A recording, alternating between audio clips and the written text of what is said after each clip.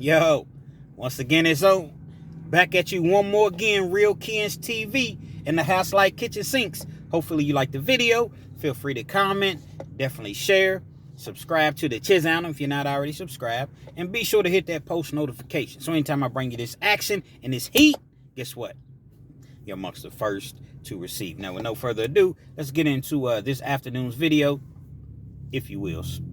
4:35 Saturday afternoon, and I had to bring you all a story. You know, a lot of times you say, Real Kens, we want to hear more prison stories. You know, tell us, what goes on in the prison, and tell us about COs flying off the top tier. And, to keep it all the way real with you, I have to space my stories out because there's just not that many prison stories to tell. You can't get on here every single day and tell a different prison story and be truthful.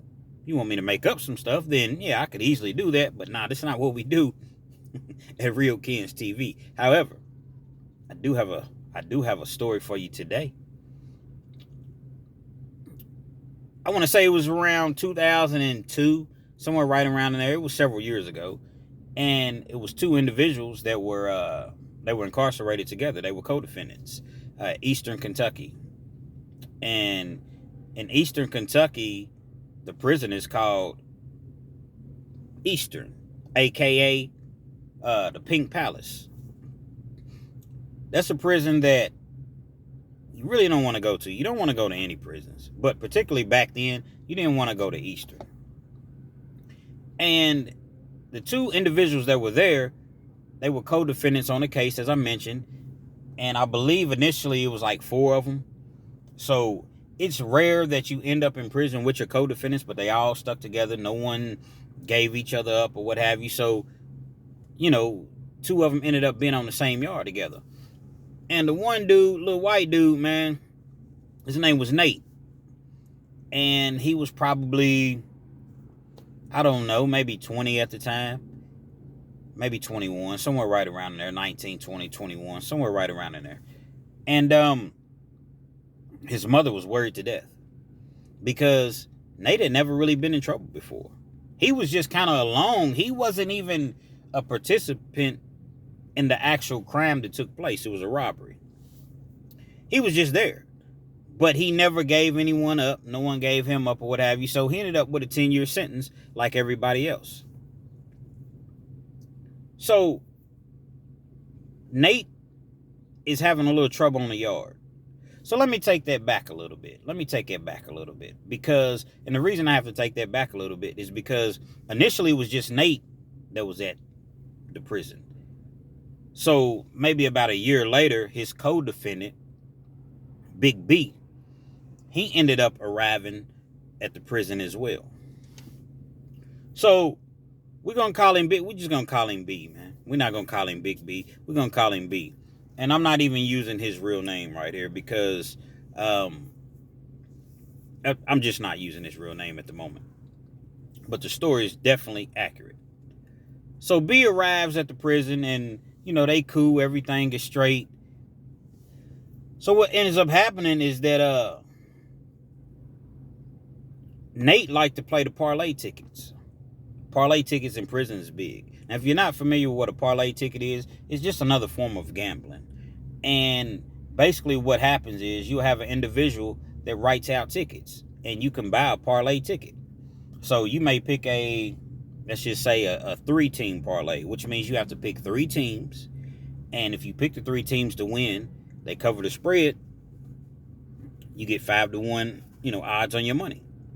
If you pick 4 teams, I think he was paying 8-1 odds. 5 teams, 10-1 odds. So parlay tickets are huge in prison. It kills time. It gives you something to do, but it's also dangerous. Everybody can't run parlay tickets in prison. You have to be an individual that people respect or fear or, something, along those lines, because people will try to take advantage of you. Big Monster, he had the whole yard. I'm not going to say the whole yard because there's a lot of people at Eastern. But he had a certain amount of people. Basically what I'm trying to say is he had his business intact. his bookie business intact. So a lot of people fool with Monster. They need parlay tickets. He has a couple people that make up to write out the tickets, and you call them runners in prison. So you may have 3 people that write out the tickets. They hold the tickets. Because this is clearly illegal. You can't do this legally in prison. The COs know it goes on. Some of the COs is cool. They don't really trip about it. But some of them, that are jerks or what have you, no. So you had about 3 people that was writing out the tickets. And, okay, this person wants 3 tickets. This person wants 2 tickets. So they would, collect the money, bring the money back. And, like I said, he'd hand out the tickets. Nate had played a ticket, and he hit big. I'm talking about it was a lot of money. I want to say $100. That's a lot of money in prison. So Nate had hit for like $100 in commissary. You got cigarettes. Back then, you still had cigarettes on the yard. And, cigarettes were huge because it's money. So if you want something, let's just say you want a box of chicken, banquet chicken. That's really, really big in prison, especially back then. Okay. I believe a box of chicken may have been, I don't know, $7, $8. So here, I got 3 packs of cigarettes, and this is how I get my box of chicken, other than going to the commissary. So Nate hits for like $100. He goes to collect his money. Monster's spinning him. Now, when I say he's spinning him, spinning means, Urban Dictionary means he's kind of playing him to the left. He's yeah, man, let me collect everything and I'm going to get you your money. So Nate goes back a second time. Monster's like, man, come back tomorrow, man. Once I get everything together or whatever, I got you. After about 3 or 4 times, it's clearly obvious that Monster is not going to give Nate his money. Now, let me tell you about Monster. Monster's probably about 6 foot. Been locked up a solid 15 years at that time. Had to weigh every bit of 240. Just solid, man. You see gorillas in prison, man. And this dude was a gorilla. I'm talking about worked out in the morning. Came back in the afternoon and worked out. And then he would come back in the evening and work out. So, this guy was huge, man. And had been doing that for like 15 years. Now, keep in mind, he's the ticket man. He's the parlay man. So, basically what that means is he has access to all the foods, to all the good foods on the yard. He's buying food out of the kitchen from inmates that's stealing food out of the kitchen. He's eating straight protein, peanut butter, oatmeal, Jack Mac, tuna, anything that can add weight and size onto him. And he's chiseled, man. I'm talking about, man, this dude is chiseled. But you see that in prison all the time.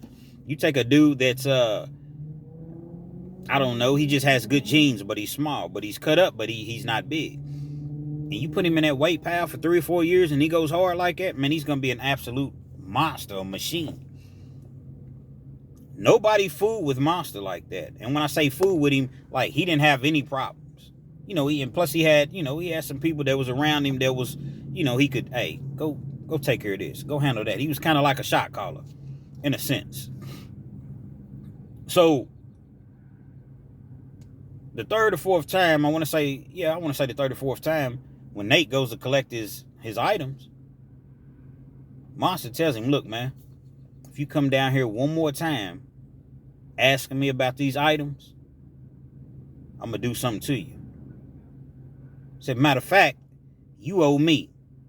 Every week when you go to the commissary, I'm about to give you a list, a $25 list, and you're going to pay me. See, people watch you in prison, and people understood and they knew that Nate went to the store every week. So they looking at Nate like, okay, little white kid, look like he might be about 20, 21 years old, never been in prison before. Mommy's taking care of him, sending him a nice amount of money because he's coming back with a big bag.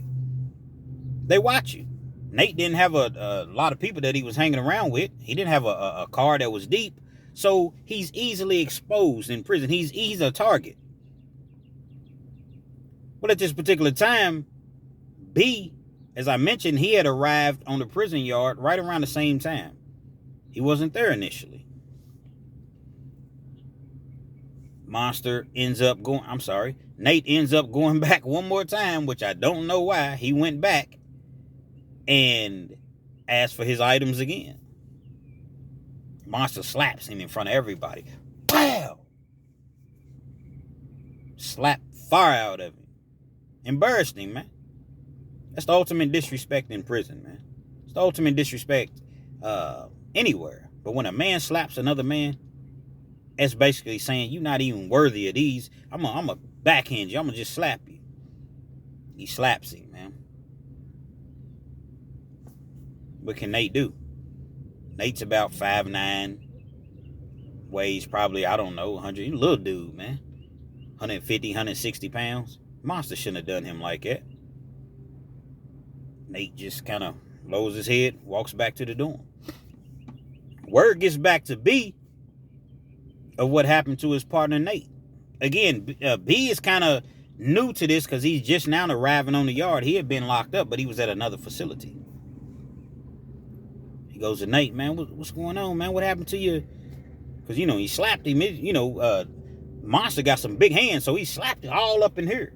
So his eye was kind of red and black a little bit, and his face was red, and his eye was black a little bit. So B's like, man, what's going on? What happened? Nate ends up running it down to him. He's like, why ain't you told me? Because I think B had been on the yard at that point for like a week and a half, but he didn't know. He's like, why ain't you, they were in different dorms, so why don't you tell me, man? But I ain't want to get you caught up. I ain't want to get you. And this guy Monster's huge, man. This guy's a monster for real. He looks like a monster. B said, come on, man. Where we going? Nate said, where we going? Come on, man. We're going down to it. Where's he at? He knew where to find him at. He's in the gym. B's about 6'1", maybe about 180. He's not really that big of a dude. Nah. He was probably about 200 pounds. But he didn't really lift weights or anything like that. He was just the youngest of like 5 brothers. So a lot of people, they didn't really know B at this point because, like I said, he hadn't been on the yard very long. He was quiet. He was reserved. Didn't bother anybody. Didn't say much or whatever. So he tells Nate, come on, man. They walk down to the gym, to the weight pile. Yo, Monster. Now, it wasn't like on Friday. You remember on Friday when, was it Stanley? When he approached Debo? Debo, can I talk to you for a second? Pop's tripping, man. He want me to ask for my bike back. You know I wouldn't even trip. What bike? The Beach Cruiser. You know, the one I let you use 2 weeks ago. Oh, yeah, that bike. Yeah, it wasn't nothing like that. He was like, Monster, let me holler at you real quick. So Monster's like, what's up? Now, Monster sees B, and he sees Nate right there as well. Why you slap my partner like that, man? Basically, once he says that, Monster's like, well, you can get it too if you don't like it. B's like, look, man, I ain't come here for all that, man. I just want to know, why can't he get paid his items? You pay everybody else out. Why can't he get paid his items? He won fair and square, and then you slap him, man. Monster proceeds to run it. Takes his shirt off. Well, we can get it right here. Man, B walks up to Monster. Man, he hit that boy so hard. Bow! I'm talking about, man, he hit him so hard. Breaks his jaw in one punch. One punch. Again, Monster's about 6 foot, probably 240, chiseled. Been locked up 15 years. Works out 3 times a day, chiseled. B's about 6 foot, 6'1", probably 200 pounds. Doesn't work out. Probably been locked up a year, but he's the youngest of 5 brothers. Man, he hit that boy so hard. When I say broke his jaw, I'm talking like broke his jaw to where he was eating out of a straw. for however many weeks that it takes. Broke his jaw. When he hits him, boom! Monster must have known that something obviously wasn't right. He takes off running. Now, he's not running from the fight. He's not running from B per se. Nah, he ran straight to medical. He knew that something wasn't right. He broke that man's jaw, man. One punch.